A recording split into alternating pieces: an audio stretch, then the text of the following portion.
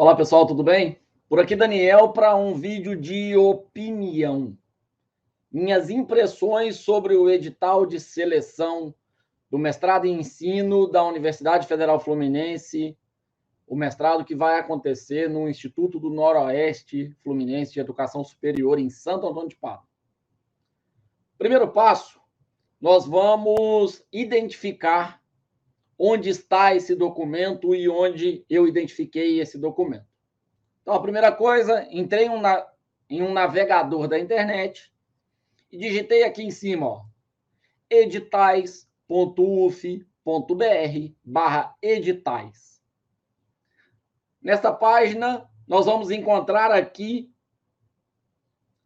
publicado no dia 5 de fevereiro de 2022, com 53 visitas, o edital de seleção para o curso de mestrado em ensino. Vou abrir nova aba e, se vocês quiserem, o link direto para o arquivo e para todas as retificações que vierem a acontecer é editais.uf.br/7659, ok? Nesta página tem um número de telefone, nesta página tem um e-mail direto do programa de mestrado, onde as dúvidas podem ser esclarecidas. Vamos, então, chegar ao arquivo PDF, que está aqui disponível. E é exatamente esse arquivo PDF que a gente vai conversar a partir de agora. Ok? Bom, edital, seleção para o curso de mestrado em ensino 2022, no Instituto do Noroeste Fluminense de Educação Superior, INFES, em Santo Antônio de Pádua. Para facilitar o processo, eu criei uma apresentação e, antes de qualquer detalhe, eu vou compartilhar aqui com vocês a apresentação, mas eu quero deixar muito claro um aspecto, que é o seguinte. Esta apresentação que eu estou compartilhando a partir de agora, ela não tem caráter de documento oficial. Se trata das minhas impressões e se trata de interpretação pessoal, individual de informações públicas. Eu não falo em nome da comissão de seleção, eu não falo em nome da coordenação do programa, eu não falo em nome do colegiado do programa. Daniel, então por que você está gravando esse vídeo? Por que você vai deixar esse material disponível? Pelo seguinte, para aqueles que estão mais próximos de mim, seja no grupo Tech, sejam alunos, orientandos, parceiros, sabem que a minha intenção é sempre aumentar o nível de qualidade do processo. Quanto melhor o entendimento do processo de seleção, melhores candidatos e melhores as notas, as avaliações, a qualidade do resultado obtido. É o que se chama de ganha-ganha. Todo mundo ganha quando a gente tem um processo onde as pessoas podem se dedicar sabendo como que elas vão ser avaliadas e como elas podem maximizar o resultado delas.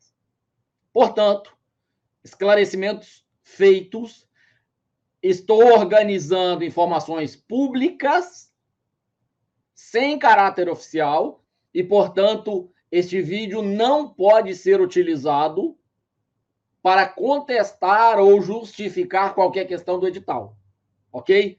Vamos deixar isso muito bem combinado, isso muito bem acertado, porque eu não tenho poder para esclarecer pontos que o edital deixa em dúvida. Vou aqui deixar as minhas impressões. Então, vamos lá. A primeira questão que a gente vai mostrar aqui é o seguinte. Em todas as etapas do processo de seleção, estão previstos recursos com prazo para interposição desse recurso e prazo para resposta desse recurso. Esse edital sofreu algumas alterações em relação aos editais dos anos anteriores. A primeira das alterações é uma fase de pedido de isenção para taxa de inscrição. Essa é uma etapa que acontece anterior a todo o processo e que, tendo o pedido de isenção deferido, ou seja, acatado, o candidato não precisa pagar a taxa de inscrição. Todo o restante da documentação tem que ser entregue, ok? O cronograma foi montado de forma que, mesmo tendo um pedido de isenção não aceito, o candidato ainda assim tem prazo suficiente para pagar a inscrição e participar do processo. Logo depois do deferimento da inscrição, tem uma fase de anteprojeto, assim como acontecia anteriormente. Essa fase tem algumas alterações que a gente vai conversar um pouquinho daqui a pouco. Depois, a parte da prova escrita ou prova de conhecimento, conhecimento na área do mestrado e ensino. Logo depois, uma prova de idioma ou de língua estrangeira, que tem uma alteração simples aqui também, que eu vou falar a respeito.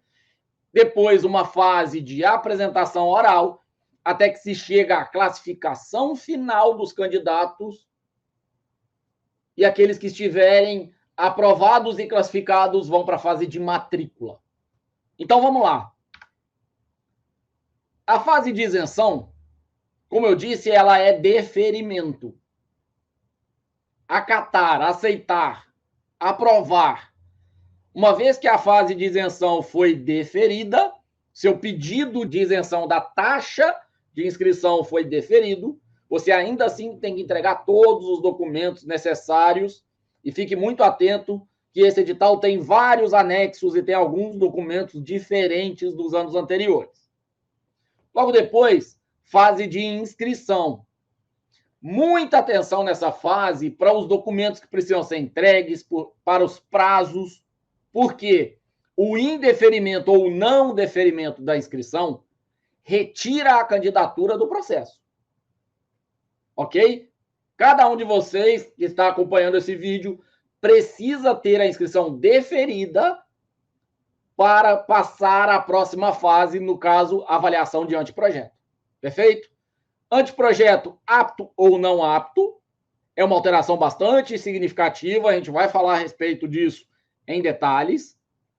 Prova escrita, nota de corte,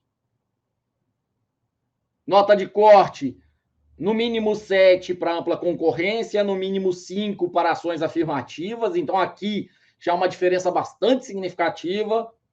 Esse edital contempla diversas modalidades de ações afirmativas. Prova de idioma, existem grupos das ações afirmativas que estão isentos de realizar a prova de idiomas. No entanto, para todos os demais, nota de corte, pontuação no mínimo 5 para ações afirmativas e pontuação no mínimo 7 para ampla concorrência. Tirou no mínimo 5, tirou no mínimo 7, você passa de fase. Passa para a próxima etapa do processo de seleção. E a última etapa é a apresentação oral do anteprojeto. Avaliação igual ou maior que 5 para ações afirmativas, igual ou maior que 7 para ampla concorrência. Esse diagrama foi montado com base nos itens 1.4 e 4.1 do edital. Qualquer dúvida, verifiquem lá. Ok? O documento oficial é o edital que eu mostrei no início.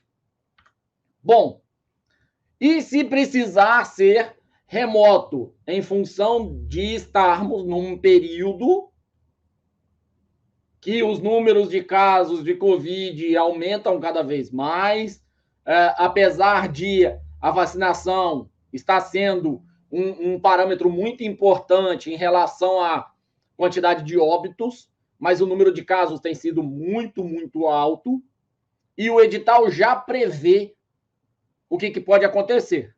Então, na existência de ações de enfrentamento à pandemia divulgadas pelo governo federal, estados e municípios, que estabeleçam medidas de isolamento social e qualificam os serviços considerados essenciais.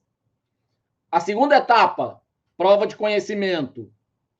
A terceira etapa, prova de idiomas.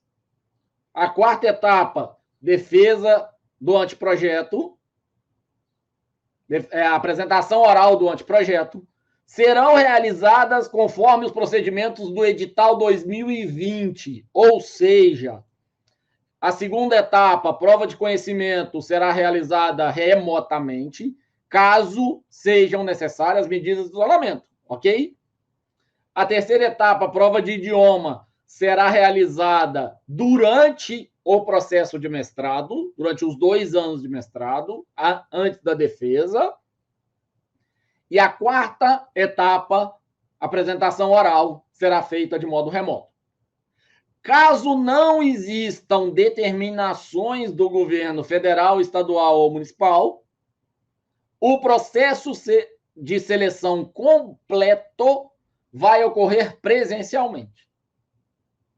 O edital já traz todas as datas, todas as informações para que se tenha segurança em relação a viagens para Santo Antônio de Pádua, caso todo o processo ocorra presencialmente, que é o que está previsto no edital. Perfeito. Então, quais são essas datas? Pedido de isenção começa no dia 14 de março. E a última data que eu coloquei aqui é a data final da resposta ao recurso. Você vai ter a resposta final do pedido de isenção de taxa de inscrição até o dia 28 de março, com recurso, com resposta ao recurso, tudo isso. Então, dia 28 de março começa o período de inscrição e tem lá no edital o prazo para pagamento da inscrição. Em qualquer dúvida, lembre-se de ler detalhadamente o PDF do edital e as retificações que, porventura, aconteçam e sejam colocadas, disponibilizadas, ok? Fase de anteprojeto, a resposta aos recursos de anteprojeto é no dia 26 de maio. Lembrando que o anteprojeto já é entregue na inscrição, portanto, não precisa se preocupar com o encaminhamento desses anteprojetos aos avaliadores. A prova escrita presencialmente está marcada para o dia 1º de junho. A prova de idiomas está presencialmente marcada para o dia 2 de junho. O horário está lá no edital, confiram com cuidado. Horário de Brasília.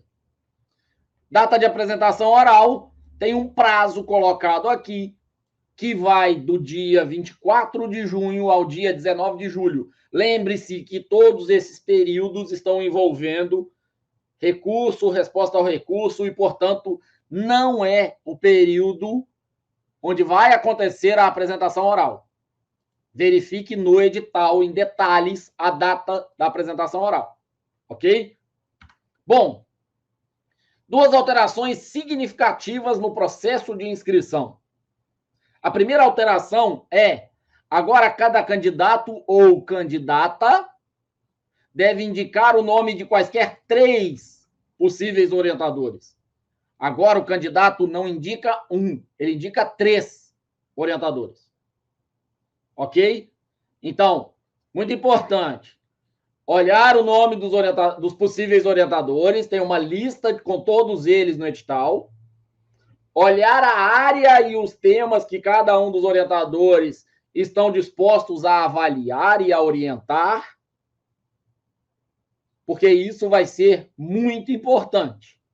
Se você indica 3 orientadores e o critério é apto e não apto, certamente você precisa ter pelo menos um apto para passar de fase.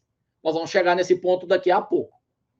Outra alteração significativa do edital, que eu já disse, as ações afirmativas. Somente a inscrição pode ser feita para um dos grupos.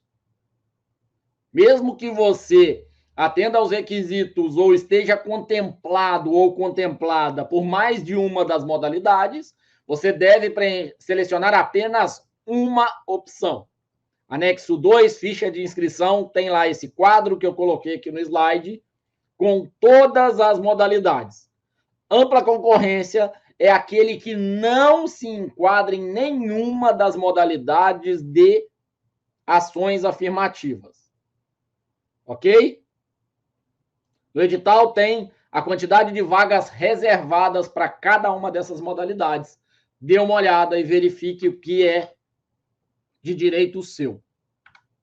Bom, por que 3 possíveis orientadores?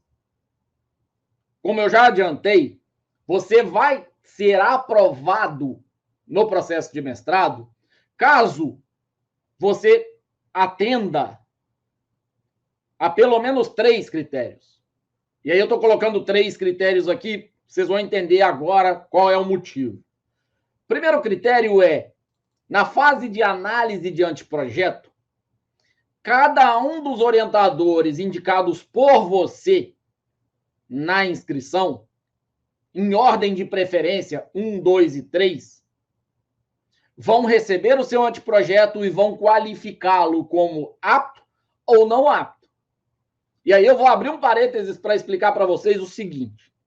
Existe uma limitação no edital em relação à quantidade de aptos que cada orientador pode apresentar.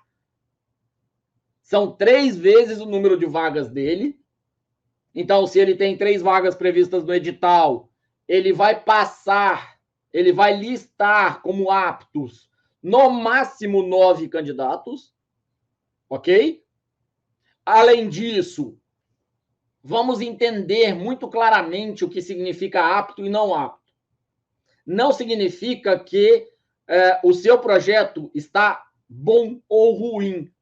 Significa que, seguindo os critérios previstos no edital para avaliação de análise de anteprojeto e considerando as preferências do orientador ou da orientadora para o processo seletivo, onde ele tem determinados temas que ele pretende trabalhar, onde ele tem uma quantidade de candidatos inscritos, ele vai listar e ele vai classificar como apto até, no exemplo que eu estou citando, 9 primeiros.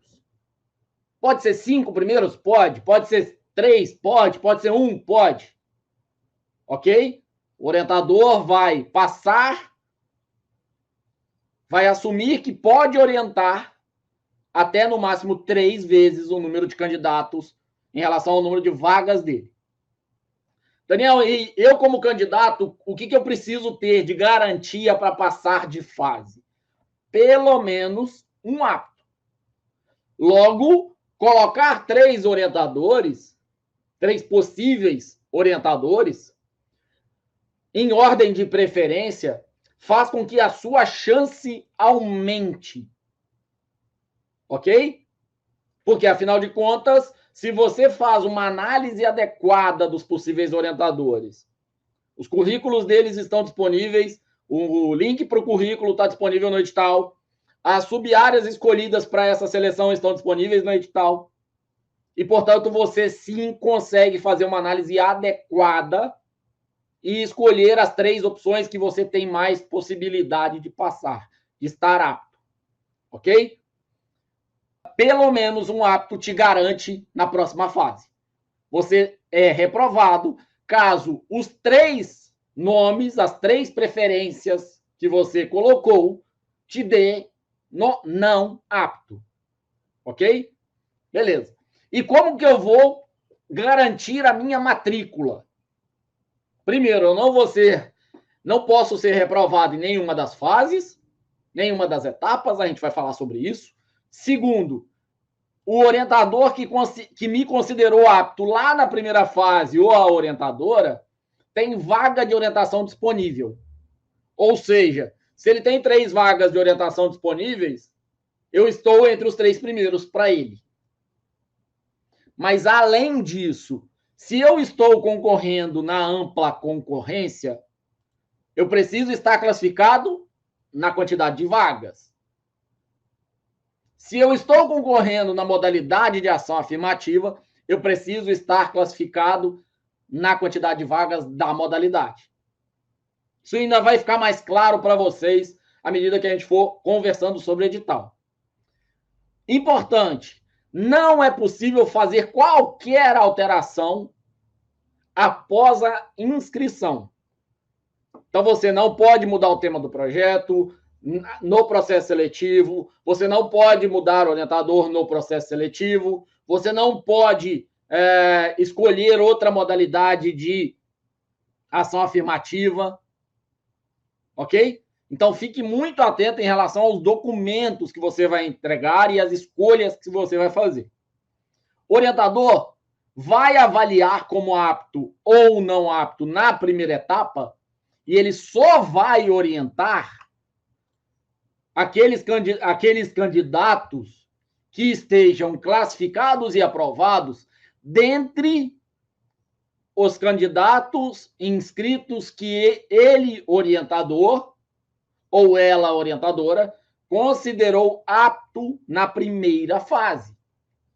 Então, você não corre risco de ser orientado por alguém que você não escolheu, que você não indicou, que não avaliou o seu projeto e considerou aderente à linha de pesquisa dele, à área de trabalho dele. Perfeito? Só poderão fazer matrícula quem estiver classificado e aprovado, com vaga com orientador e vaga na ação, na ampla concorrência ou na modalidade de ação afirmativa. Beleza? Então, respondendo de forma muito direta, a impressão que me passou esse edital é que 3 possíveis orientadores é muito bom para os candidatos, porque aumenta muito a probabilidade de ele ser aprovado. Bom, o que garante a sua aprovação é vaga de orientador e vaga de ampla concorrência ou ação afirmativa. Eu já falei sobre isso, mas eu coloquei aqui uma imagenzinha porque eu acho que é mais fácil para você visualizar. Repare que tem um I aqui, ó, um E. Não adianta só ter vaga de orientador, tem que ter vaga no orientador e está classificado, ok? Bom, as demais etapas, prova escrita, prova de idiomas e defesa de anteprojeto ou apresentação oral. A única alteração em relação a esses 3 itens, na verdade, tem 2 alterações aqui. A primeira alteração ela é muito simples. Existem grupos, modalidades de ações afirmativas que têm direito, por lei, de serem isentos na prova de idiomas. E, portanto, isso é previsto no edital. Ok. A outra alteração é uma alteração em função das ações afirmativas ou da lei de cotas, que é o seguinte: existe uma diferença na pontuação de corte. Repare que é uma diferença na pontuação de corte inferior para reprovação. Não é garantia de vaga, não é garantia de aprovação. Só vai ser garantia de passar de fase. Beleza? Então, vamos entender o seguinte. O que eu preciso, como candidato, na etapa de prova escrita para passar de fase? Se eu sou ampla concorrência, tirar no mínimo 7. Se eu sou ação afirmativa, tirar no mínimo 5. Ação afirmativa tirou 4,9 em qualquer das 3 etapas, está reprovado. Ampla concorrência tirou menor do que 7 em qualquer das 3 etapas, está reprovado. Ok? Então, isso aqui é bem simples de entender. Você precisa garantir, no mínimo, 5 ação afirmativa, 7 ampla concorrência para passar de fase. Por que no mínimo, Daniel? Porque existe uma classificação final para estabelecer quem vai passar para cada orientador em cada vaga. Então, quanto maior a sua nota, melhor. Perfeito? Bom, como que é feito, como que são os critérios de desempate e como que é estabelecida a nota final para fazer a classificação final? Bom, item 5.5 do edital tem uma fórmula e essa fórmula está dizendo o seguinte: a primeira etapa, que antes, até esse edital, era com pontuação, agora não é mais, agora é apto e não apto. Já expliquei isso para vocês. A partir da segunda etapa, você tem um peso e a nota tirada pelo candidato. E depois de multiplicado, você tira a média disso aqui e você vai ter a nota final do candidato. Importante. Maior peso. Peso da apresentação oral de anteprojeto. Peso 3. Segundo maior peso. Peso 2. Prova de conhecimento sobre a área do mestrado, a área de ensino. Prova, terceira etapa, prova de idioma com peso 1. Ok? Chegou-se à nota final, vamos agora lidar com critérios de desempate. Quais são os critérios? Se lá na classificação final, 2 ou mais candidatos estiverem com a mesma nota, o critério de desempate é maior nota da prova escrita, T2, N2. Segundo, maior nota da apresentação oral de anteprojeto, N4. Maior idade do candidato. Perfeito? Esses são os 3 critérios de desempate previstos no edital. Bom, então, agora a gente chegou num ponto onde a gente pode começar a conversar sobre a classificação final. Vamos entender como ela funciona. A classificação final ela está prevista em 4 itens do edital. Vamos ter atenção a esses 4 itens. Primeiro, letra C do item 3.6. Serão selecionados ou selecionadas aqueles candidatos ou candidatas que, pela ordem decrescente de classificação, preencherem o número de vagas oferecidas em cada modalidade. Ok? É feita uma lista decrescente de classificação. Caso ocorram desistências de candidatas ou candidatos, classificados ou classificadas, poderão ser chamados a ocupar vagas remanescentes outras candidatos ou candidatos aprovados. O resultado final será divulgado em uma lista com, atenção, candidatos aprovados e classificados, esses vão para a matrícula. Candidatos aprovados e não classificados, esses não vão para a matrícula. E candidatos reprovados, aqueles que reprovaram em alguma das etapas do processo de seleção. Isso vai ser divulgado no dia 19 de julho e a matrícula acontece no dia 20 e 21 de julho. Vamos conferir essa informação lá no edital? Vamos lá. Vou compartilhar novamente a tela. Voltamos aqui para o edital. Vamos descendo até chegar no item cronograma.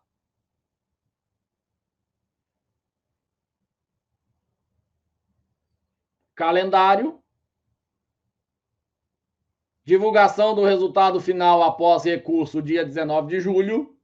Matrícula, 20 e 21 de julho, de 13 às 17 horas. Com a versão atual, sem retificações. Essa é a versão primeira do edital. Ok? Vamos, então, voltar para a apresentação que eu fiz para a gente poder continuar conversando. Então, vamos lá.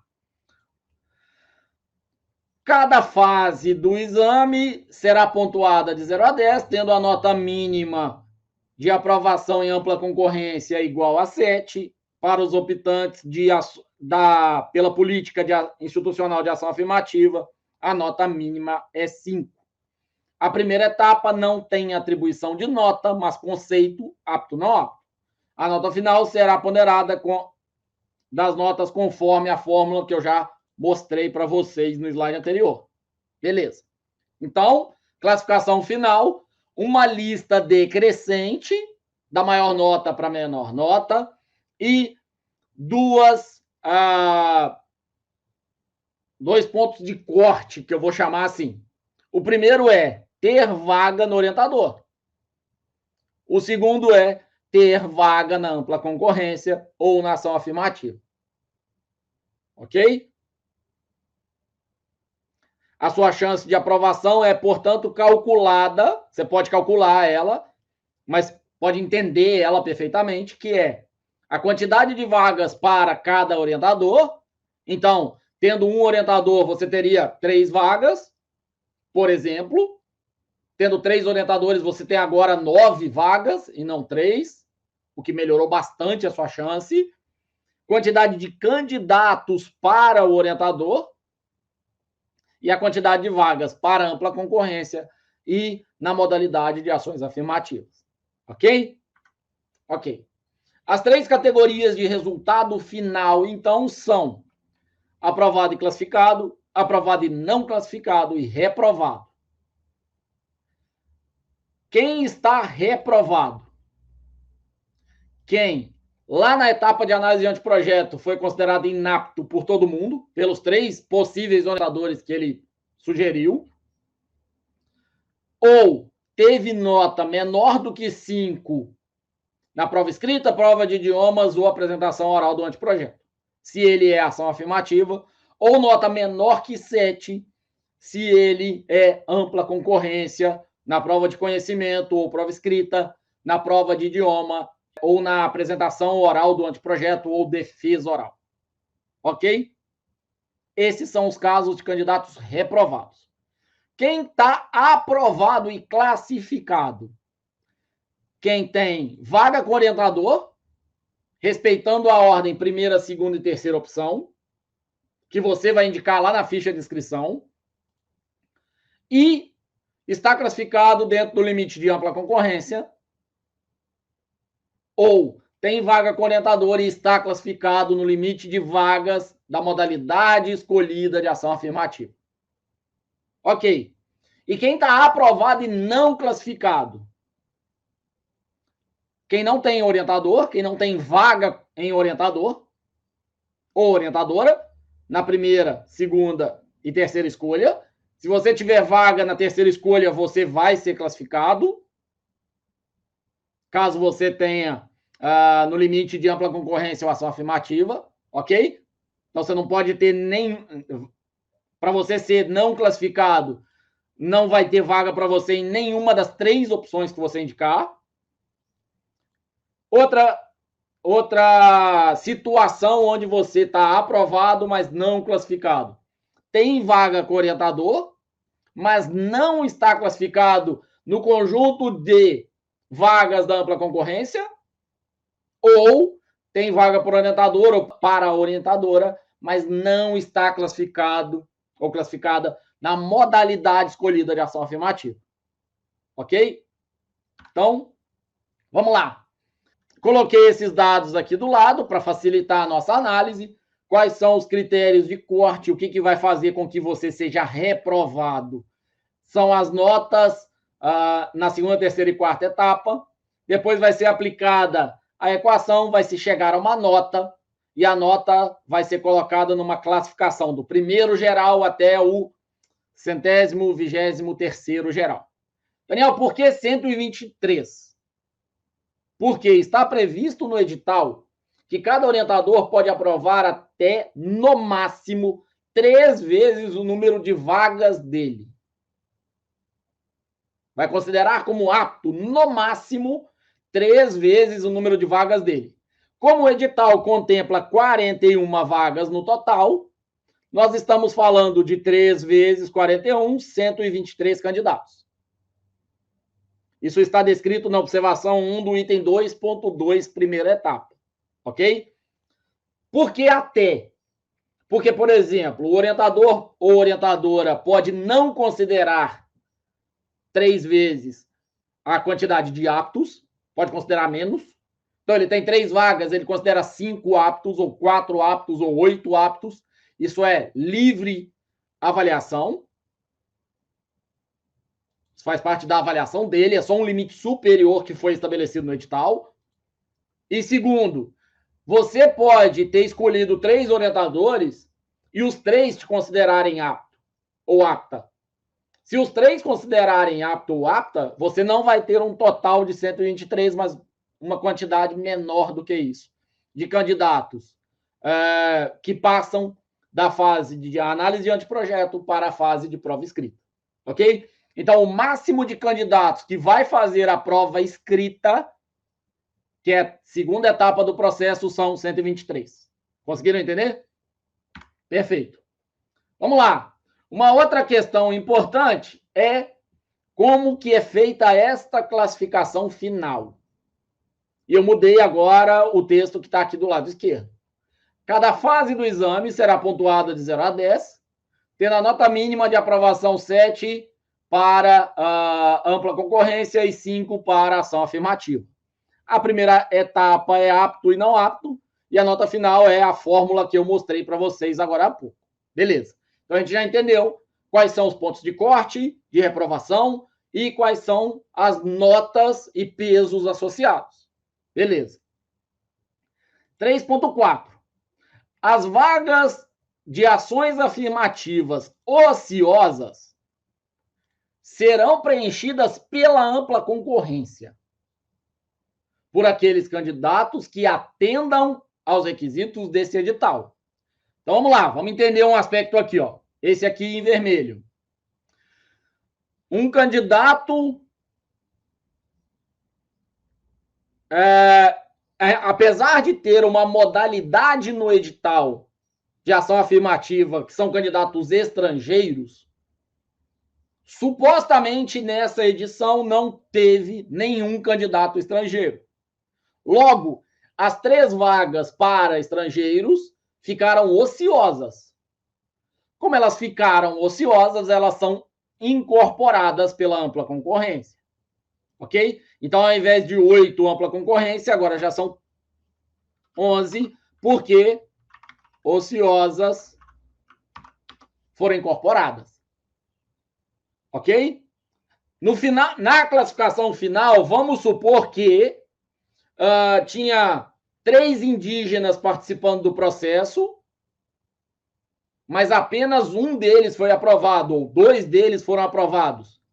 Se 2 foram aprovados e tinha 3 vagas previstas, uma vaga ficou ociosa. Então, agora, mais uma vaga ociosa veio para ampla concorrência.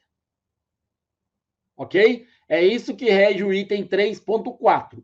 Vagas ociosas de ação afirmativa são incorporadas, serão preenchidas pela ampla concorrência. Então, se você é um candidato de ampla concorrência e acha que o número de vagas do edital é pequeno, saiba que esse número só vai poder ser analisado friamente, cuidadosamente, lá no final, uma vez que ele vai incorporar as vagas ociosas. Historicamente, algumas das ações afirmativas colocadas no edital não têm candidatos. Ok? Então, nas edições anteriores, não se tinha candidato, por exemplo, de uma das ações afirmativas. Apesar de elas serem previstas, a chance de não ter candidato para essa modalidade é grande e está previsto no edital que ampla concorrência vai incorporar essas vagas. Ok, vamos seguindo. Próximo item é da classificação final, item 3.7, letra B. As candidatas ou os candidatos inscritos para as vagas optantes pela política institucional de ações afirmativas que obtiverem nota igual ou acima de 7 serão classificados com as vagas de ampla concorrência. O que significa isso? Vamos supor que ficaram agora 12 vagas, né, para ampla concorrência. Se o primeiro colocado geral ou a primeira colocada geral é uma negra, estou supondo aqui, tá? Apenas a título de exemplo, é uma negra. Esta negra, ela migra da ação afirmativa para a ampla concorrência e ela libera a vaga dela na categoria, na modalidade de negros. Perfeito? Então, vamos entender esse movimento. Candidatos com nota para ampla concorrência migrarão, mesmo que estejam na modalidade de ação afirmativa, para ampla concorrência. No entanto, vamos supor que essa negra migrou aqui para primeiro. Pelo edital, são 9 vagas para negros. Se a gente não tiver no processo seletivo mais 9 candidatos, vai gerar vaga ociosa na categoria, na modalidade de negros, e essa vaga ociosa vai ser incorporada pela ampla concorrência. Ok? Então, vamos ficar atento, porque esse número de vagas para cada modalidade de ação afirmativa é uma reserva.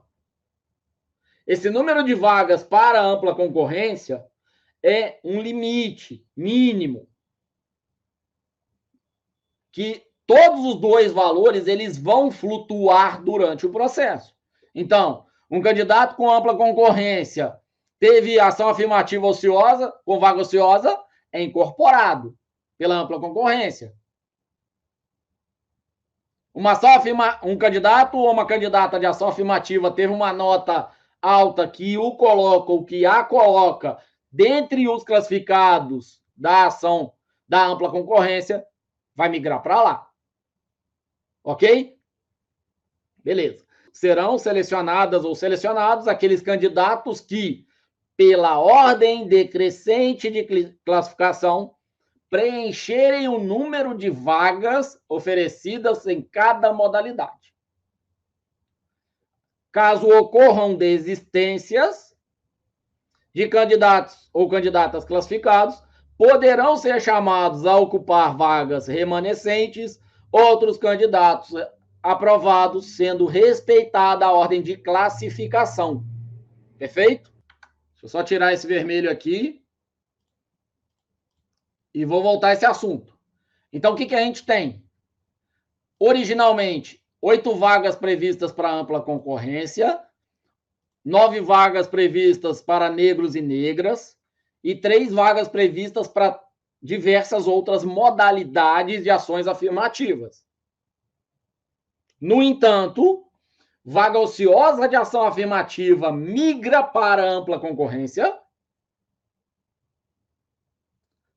Notas altas de ação afirmativa garantem o candidato na ampla concorrência. Ok? O que é importante? Tirar a nota de corte te garante classificação aqui? Não. Tirar a nota de corte te garante a classificação aqui? Não. Por quê? Porque existem outros 2 parâmetros importantes para serem utilizados e que vão gerar um movimento nessa classificação final. Lembra que eu mostrei? O primeiro candidato aqui, ó, ele com certeza tem vaga por orientador. Ele é o primeiro.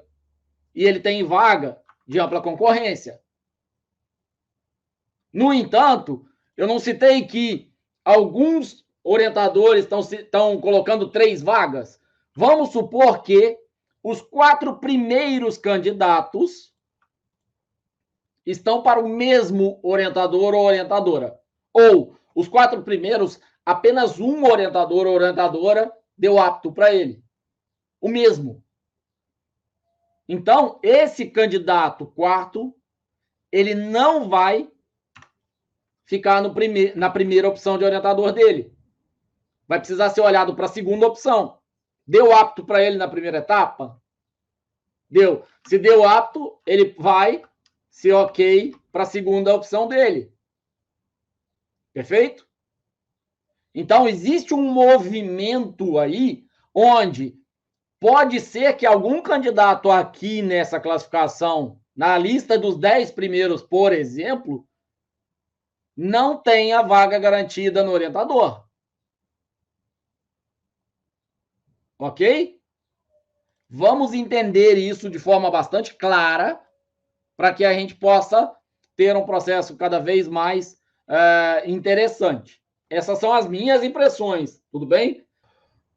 Voltando aqui, a gente precisa entender o seguinte: o que garante a matrícula desse candidato? O primeiro, vaga para orientador, vaga em ação em ampla concorrência ou em ação afirmativa. O 8º candidato, ele tem orientador? Se ele não tem orientador que deu apto para ele lá na primeira etapa e que tem vaga disponível, esse 8º candidato ele não vai estar classificado, apesar dele ter vaga na ampla concorrência. Ok? Então, vamos entender adequadamente a necessidade de conhecer os orientadores, de conhecer os projetos e de entender o edital. Afinal de contas, vamos lá. Aquele diagrama que eu tinha feito, ó. O que garante que você vai realizar a sua matrícula? Não ter sido reprovado em nenhuma das etapas, ou seja, ter tirado nota pelo menos 7, ampla concorrência, pelo menos 5, ação afirmativa, ter vaga para um orientador, orientadora, seguindo a ordem primeira, segunda e terceira escolha sua, ter vaga, ampla concorrência ou ação afirmativa. Perfeito? Então, lembre-se que você precisa ter os melhores resultados em cada uma das etapas e você tem chance até o final. Perfeito? As vagas ociosas de ação afirmativa serão incorporadas pela ampla concorrência. Candidatos de ação afirmativa com notas que o garantam em ampla concorrência migrarão para a ampla concorrência. Então, não são apenas 8 vagas de ampla concorrência, assim como não são exatamente aquela quantidade de vagas para ação afirmativa, uma vez que o próprio edital prevê esses movimentos no item 3.4 e 3.7. Tá ok? Esse quantitativo de vagas e de candidatos preenchendo as vagas só vai ser definido no final do processo de seleção. Vou dar um exemplo aqui muito claro. Se não houver nenhum candidato em nenhuma ação afirmativa, o edital prevê que as vagas ociosas migram para a ampla concorrência.